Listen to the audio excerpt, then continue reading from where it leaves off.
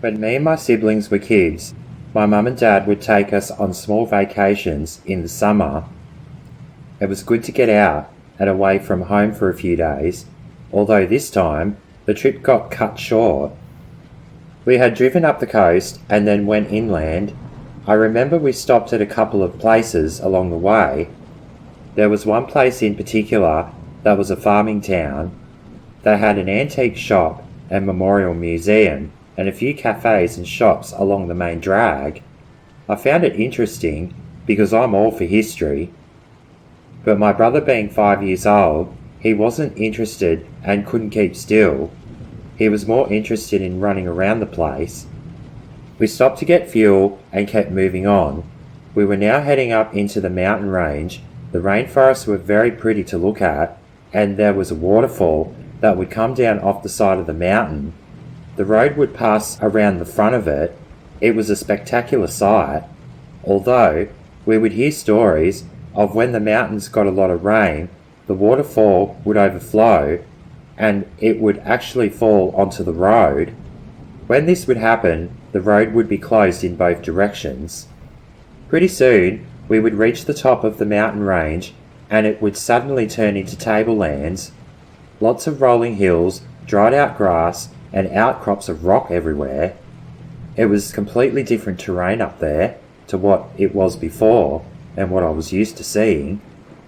But we were still near the summit and we had pulled into a nature reserve.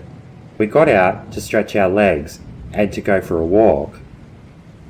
We got out of the car and together we walked over to a skywalk. It was a long walkway that went over the side of the mountain. Standing on this skywalk, we would be around 400 feet above the ground. My mum and I hated heights, but because of the guardrail and the walkway, it was pretty sturdy and it felt safe. We then started to walk back towards the car park, and there we seen that there was a long loop trail.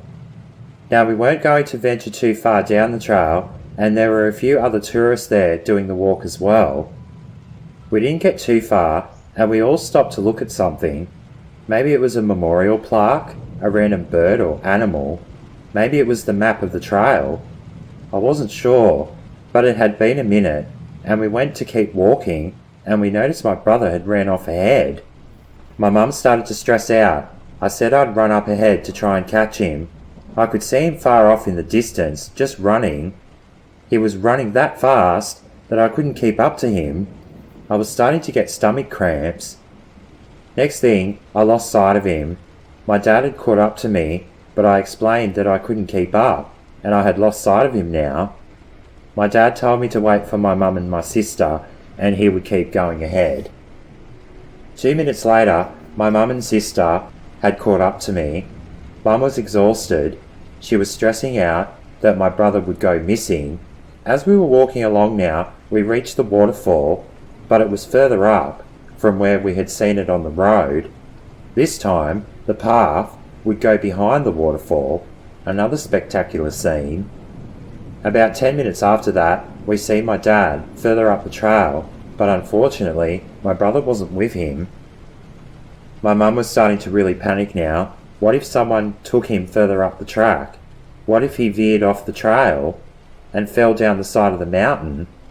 All of these thoughts were racing through her head. When we reached my dad, he had told us that other people walking the other way had seen him, but he was running fast and he was in his own world.